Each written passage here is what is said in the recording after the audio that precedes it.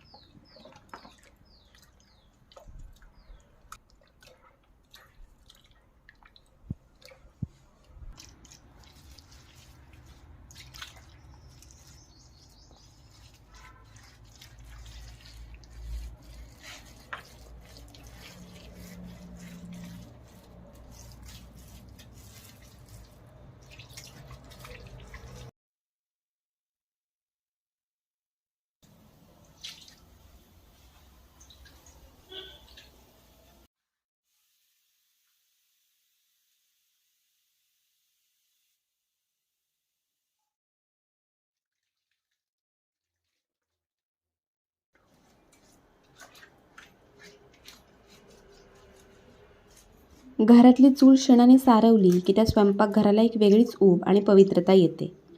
Gas आला, stove आले, आधुनिक स्वयंपाकघरं आली, तरी चुलीवरच्या जेवणाची चव काही निराळीच नाही.